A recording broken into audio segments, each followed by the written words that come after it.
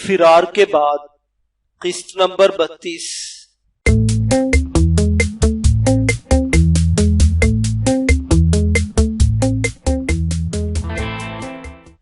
مرزا کے پاکستان میں پھیلے درجنوں ایجنٹوں پر ان کی نظر تھی۔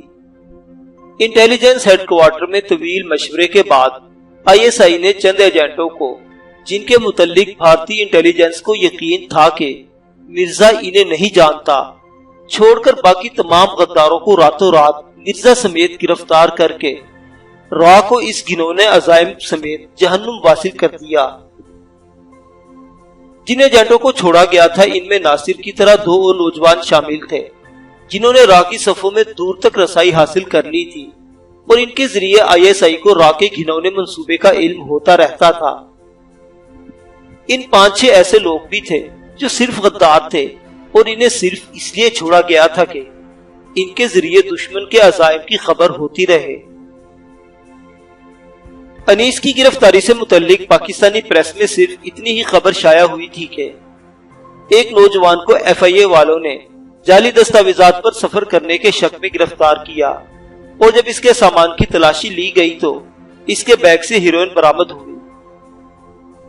پولیس نے نوجوان کے بتانے پر ٹریول ایجنسی کے مالک کو بھی گرفتار کر لیا ہے۔ الزام ہے کہ وہ یورپ اور امریکہ کے جعلی ویزوں کا کام کرتا تھا۔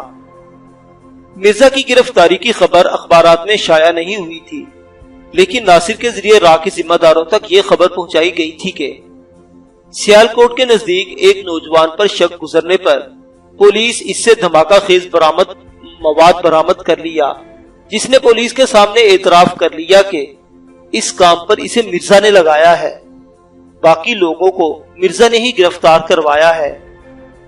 اس کا نام شاید اس لیے نہیں لیا کہ اسے را کی طرف سے بھارت میں رہنے والی اپنی فیملی کی تباہی کا خوف تھا۔ اس طرح اس نے شاید را پر یہ بات ثابت کرنے کی کوشش کی ہے کہ اس نے مرتے مرتے بھی ان کے کچھ لوگوں کو پہچان لیا، اور ذہین آفیسر را کی اس کہانی سے مطمئن ہو گئے۔ انہوں نے اس بات پر بھگوان کا شکر ادا کیا کہ کچھ ایجنٹ تو بچ گئے۔ مرزا جانے کس مٹی کا بنا ہوا تھا۔ میجر کیانی کو تو یوں لگتا تھا کہ اگر انہوں نے پہلے ہی اس کے متعلق اتنی معلومات جمع نہ کی ہوتی تو شاید کوئی ڈھنگ کی بات اس کے منہ سے نکلوانے میں کامیاب ہی نہ ہو پاتے۔ کیا مجال جو اس نے ایک بھی کام کے ایجنٹ کا نام لیا ہو۔ شمسی سے کوئی تعلق جوڑنے پر وہ رضامند نظر نہیں آتا تھا۔ 15-20 روز تک مسلسل ذہنی اور جسمانی اذیتیں برداشت کرنے کے بعد اس نے بالآخر اس بات کا اعتراف کیا کہ شمسی اس کا دوست ہے، اور جس سفارت خانے کے نام ہیروئن والا بیگ جا رہا تھا، شمسی کی اس سے مخالفت رہتی ہے، چونکہ یہ شخص شمسی کو ہیلوں بہانوں سے تنگ کرتا رہتا ہے، اور شمسی کو یہ فکر بھی لاحق رہتی ہے کہ کہیں وہ اسے واپس پاکستان ہی نہ بھجوا دے۔ اس لیے اس نے مرزا سے مدد مانگی تھی، اور مرزا نے اپنے دوست کے کہنے پر یہ سارا منصوبہ تیار کیا تھا۔ اس کا مقصد یہ تھا کہ جب یہ نوجوان نیو یارک پہنچے گا اور FBI کو پہلے سے اطلاع ہوگی تو گرفتاری پر یہ انکشاف ہو جائے گا کہ بیگ تو سفارت خانے کے نام آ رہا تھا۔ اس بات سے قطع نظر کے اثر صورتحال کیا ہے، اس سفارتکار کو فوراً امریکہ سے نکالنا پڑتا، اور یہی اس کی منشا تھی۔ مرزا نے بڑے اعتماد سے کہا تھا کہ اول تو امریکن خواجہ تک پہنچ ہی نہ پاتے، اور خواجہ اس کا نام لینے کی جرت بھی نہیں کر سکتا تھا۔ وہ اسے مذہبی معاملہ بنا دیتا، اور اقلیتی لیڈر ہونے کے سبب واقعے کی نوعیت ہی بدل کر رہ جاتی۔ جن لوگوں نے یہ منصوبہ بنایا تھا انہوں نے تمام مفروضے پہلے سے ذہن میں رکھے ہوئے تھے۔ اپنی دانست میں انہوں نے اپنے منصوبے میں کوئی جھول نہیں چھوڑی تھی۔ اس نوجوان کی امریکہ اور پاکستان میں گرفتاری کے یکساں نتائج برآمد نہیں ہو سکتے تھے۔ مرزا نے 1 مہینہ تک مسلسل تفتیش کے بعد یہ بات ماننے سے انکار کر دی کہ یہ منصوبہ را نے شمسی کے ذریعے تیار کیا تھا۔ پاکستان کو بین الاقوامی سطح پر بدنام کیا جائے، اور اس راستے میں اگر مرزا یا شمسی جیسے 2-3 بکرے ذبح بھی ہو جاتے ہیں تو را کے لیے یہ مہنگا سودا نہیں تھا، کیونکہ اپنے چند ایجنٹوں کی قربانی دے کر وہ اتنا کچھ حاصل کر لیتے جس کا کبھی اندازہ بھی نہیں کیا جا سکتا تھا۔ یوں بھی مرزا یا شمسی ان کے رشتہ دار تو نہیں تھے، ان کے زرخرید کتے تھے جن کو اس مقصد کے لیے بھرتی کیا جاتا تھا کہ ضرورت پڑنے پر انہیں کتے کی موت مروا دیا جائے۔ میجر کیانی جانتا تھا مرزا کس مٹی کا بنا ہوا ہے۔ وہ جسمانی طور پر اتنا مضبوط انسان نہیں تھا، لیکن اگر دوران تفتیش مر جاتا تو اس کے لیے ایک مستقل عذاب کھڑا ہو جاتا، کیونکہ اس کے فرقے کے لوگوں نے اسی ہیومن رائٹس کا مسئلہ بنا کر ساری دنیا میں طوفان کھڑا کر دینا تھا۔ روا نے یقیناً معاملے کے اس پہلو پر بھی نظر رکھی ہوگی۔ وہ ان لوگوں کی پشت پر کھڑے ہو جاتے اور پاکستانی حکومت کے لیے مسائل کا نیا انبار کھڑا کر دیتے۔ مرزا سے انہوں نے جو کچھ حاصل کیا تھا وہ حاصل کر چکے تھے۔ میجر کیانی کو یقین تھا کہ عدالت میں جب یہ مقدمہ جائے گا تو مرزا کو کم از کم 20 سال قید ہوگی۔ اس نے اپنے تمام ماتحتوں کے سارے ثبوت اکٹھے کر کے کیس پولیس کے حوالے کر دینے کا حکم دے دیا۔ اب مرزا ان کے کام کا نہیں رہا تھا، نہ ہی اس کے بچ نکلنے کے امکانات باقی رہے تھے۔ شمسی کو ان لوگوں نے جان بوجھ کر نظر انداز کیے رکھا۔ ان گرفتاریوں اور ملزموں کے اعتراضات اور انکشافات سے متعلق جو کہانیاں اخبارات میں شائع ہوئی تھی، ان میں دور دور تک بھی را کی کسی سازش کا تذکرہ نہیں تھا، نہ ہی اس سازش کے ڈانڈے کسی غیر ملکی سفارت خانے سے ملائے گئے تھے۔ ISI نے سارا منصوبہ اتنی چالاکی سے ترتیب دیا تھا کہ را کا خیال بھولنے سے بھی اس طرف نہ جا سکے کہ شمسی بے نقاب ہو گیا ہے، کیونکہ ابھی شمسی کے ذریعے انہیں اس جیسے اور غداروں کا پتہ لگانا تھا۔ شیر عالم نے طاہر کے نام آنے والے ایک پاکستانی اخبار میں اس گروہ کی گرفتاری کی خبریں پڑھی اور دل ہی دل میں مسکرا دیا۔ اس سے پہلے اسے علم ہو گیا تھا کہ اس کی فراہم کردہ معلومات کی بنیاد پر ایک بڑا گروہ را کے ایجنٹوں کا گرفتار ہو چکا ہے۔ اس خبر کے تاثرات اس نے یہاں آشرم میں بھی محسوس کر لیے تھے۔ ان گرفتاریوں کے اگلے ہی روز جب وہ مہاراج سوامی کے درشن کو گیا تو ساوتری کو اس نے خاصا اداس پایا تھا۔ ساوتری سے اس درمیان اس نے خاصے مضبوط تعلقات استوار کر لیے تھے۔ مہاراج سوامی کی ہدایت پر ساوتری نے بھی اس کی برین واشنگ شروع کر دی تھی۔ وہ کسی نہ کسی حوالے سے پاکستان کے خلاف ایک آدھ فکرہ اچھال دیتی، جس کے جواب میں شیر عالم پاکستان کے خلاف بھی خاصی تقریر چھاڑ دیتا۔ اس روز بھوپت رائے جب آشرم پہنچا تو اس کے چہرے پر ہوائیاں اڑ رہی تھی۔ شیر عالم اور ساوتری کو سوامی جی نے مہاراج نے کمرے کی صفائی کی ذمہ داری سونپ دی تھی۔ اس بہانے دراصل کیلاش ورما اپنے من کو زیادہ سے زیادہ شانتی چاہتا تھا۔ اس نے ساوتری سے کہا تھا کہ جس قدر وہ سوامی مہاراج کے چرنوں کے نزدیک رہے گا اس قدر اس کو سوبھاگیہ ہوگا، اور ساوتری دیوی نے اسے سوامی مہاراج کے چرنوں کے نزدیک رکھنے کا بندوبست سوامی مہاراج کی مرضی سے کر دیا تھا۔ سوامی مہاراج آنکھیں بند کیے اپنے لکڑی کے تخت پوش پر آلتی پالتی مارے بیٹھا تھا جب اچانک دروازہ کھول کر بھوپت رائے اندر آ گیا۔ وہ سوامی مہاراج کے قدموں میں اس طرح گرا تھا جیسے کسی نے اسے باہر سے دھکا دے کر اندر پھینکا ہو۔ بہت ظلم ہو گیا مہاراج۔ وہ بہت گھبرایا نظر آتا تھا، اور اس گھبراہٹ میں اس نے ساوتری دیوی کے ساتھ موجود اس نوجوان کو بھی نظر انداز کر دیا تھا، جو بڑے انہماک سے کمرے میں رکھی ایک ایک چیز پر کپڑا پھیڑ کر اسے صاف کر رہا تھا، لیکن جس کے کان اس کی طرف لگے تھے۔ بظاہر اس نے یہی تاثر دیا تھا جیسے اس نے ڈھنگ سے بھوپت رائے کی شکل بھی نہیں دیکھی۔ بھوپت رائے، اگر میرے بس میں ہوتا تو تمہیں زمین میں زندہ گاڑ دیتا۔ تم نے جانے کیسے گدی بھرتے کر رکھے ہیں۔ بھوپت رائے، تم نے ہماری کمر توڑ کر رکھ دی ہے۔ تم نے سوامی مہاراج غصے سے پاگل ہو رہا تھا۔ تم جاؤ بالیکے، آنند مانو، ہم تھوڑا بات کریں گے۔ اسے اچانک ہی شیر عالم کی موجودگی کا خیال آ گیا۔ جو حکم سوامی۔ شیر عالم نے بھی اس کے حساب سے معمولی قدم چھوئے اور الٹے قدموں کمرے سے باہر نکل آیا۔ सावित्री इसके ताक़ुब में इसके पीछे ही आ गई थी। शायद स्वामी महाराज ने इसे कोई मखसूस इशारा देकर इसकी तरफ भेजा था। अचानक ही शेर आलम इस तरह लड़खड़ाकर गिरा जैसे इसके पांव को मोच आ गई हो। क्या हुआ, क्या हुआ? कुछ नहीं, पांव में कुछ गड़बड़ है, सुबह से बहुत तकलीफ है। शेर आलम ने चेहरे को इस तरह बिगाड़ा जैसे बड़ी अजियतनाक हालत में हो। आओ मेरे साथ कमरे में आओ। सावित्री ने इसका एक हाथ अपने कंधे पर रखा, बज़ाहिर इसे सहारा दिया और अपना आधा बोझ इसके जिस्म पर डाले करीबन लड़खड़ाता हुआ इसके कमरे की तरफ चल दिया। सावित्री ने इसे एक आरामदेह कुर्सी पर बिठाया और फौरन इसके लिए चाय लेने निकल गई। इसके कमरे से कदम निकालते ही शेर आलम के कान इस सुराख के नजदीक पहुंच गए जहां से भूपत राय की आवाज आ रही थी।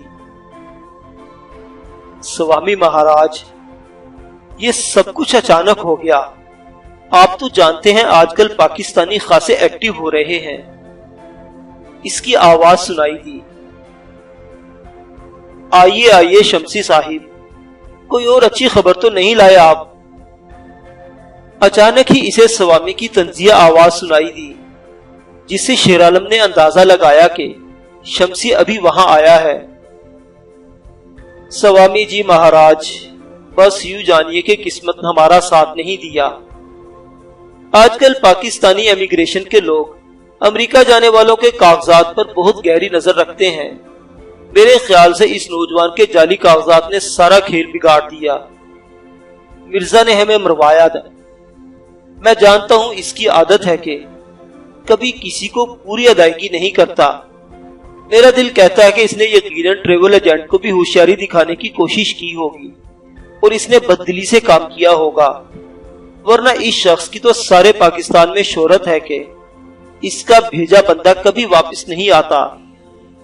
शमसी ने वजाहत पेश की। ठीक कह रहे हैं शमसी महाराज। डिप्टी साहिब ने इसे बहुत सर चढ़ा रखा था।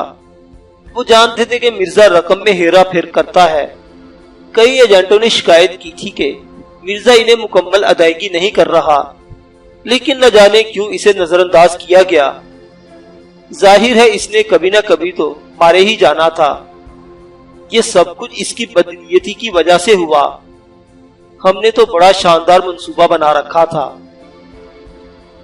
तुमने भी तो इसे मरवाने में कोई कसर नहीं छोड़ी थी। अगर वो लड़का यहाँ पकड़ा जाता तब भी तो मिर्जा काबू आता। इसे तो बहरहाल मारे जाना था।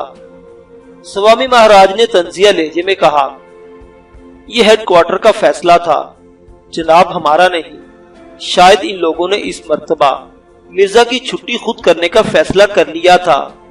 यूं भी अब वो हमारे लिए खतरा बनने लगा था। इसकी गंदी जिनसी आदत के सबब इसकी खासी शोहरत हो गई थी। वो गुज़श्ता 3-4 माह से इसने कोई खास काम भी नहीं किया था सिवाय माल पहुंचाने के। शायद इसने दिल्ली वालों के साथ कोई हाथ किया है, तभी तो उन लोगों ने बतौर खास इसे इस खेल में फंसाया। अगर वो ना कहते तो मुतबादिल रास्ते भी तलाश किए जा सकते थे। मुझे यकीन है कि इन लोगों ने मिर्जा को मरवाने का फैसला कर लिया था। भूपत राय ने अपना ख्याल जाहिर किया। स्वामी महाराज समझ गया कि जरूर ये दिल्ली वालों का फैसला होगा।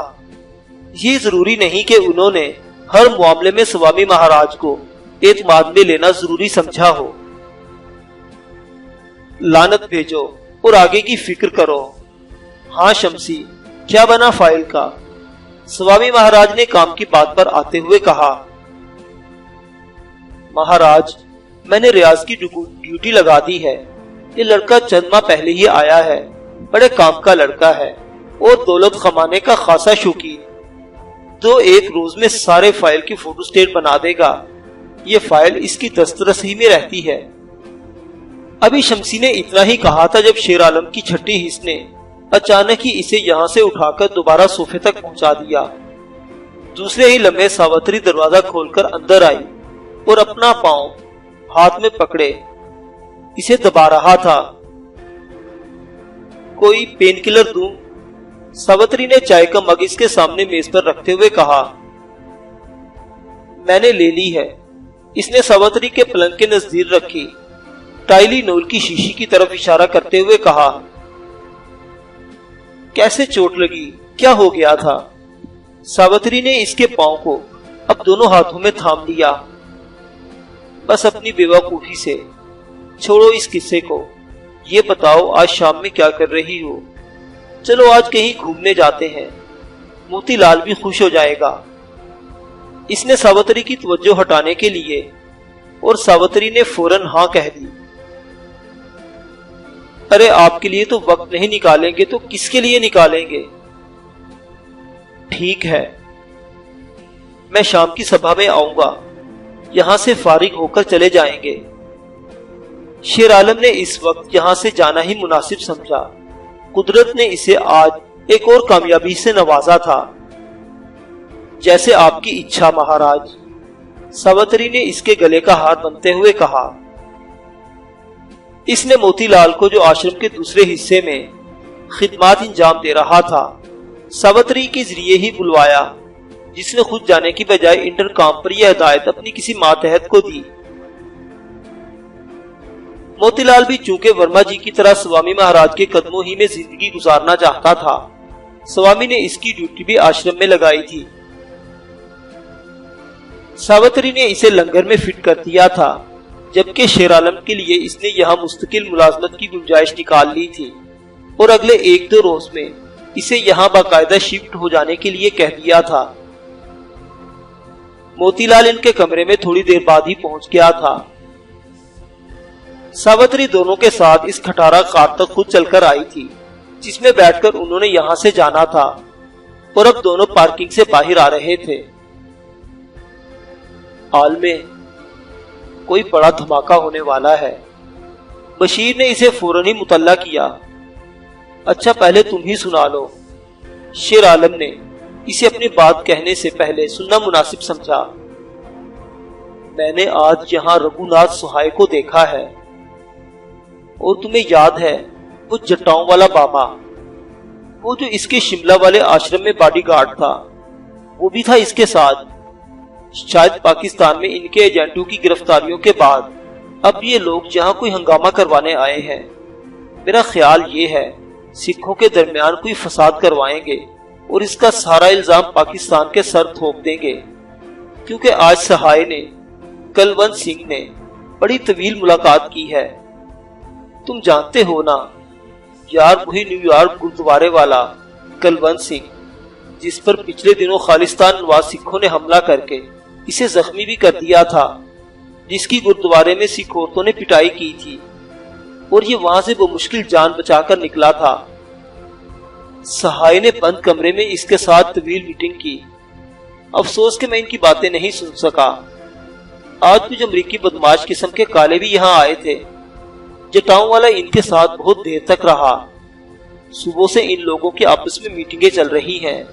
जरूर दाल में कुछ काला होगा।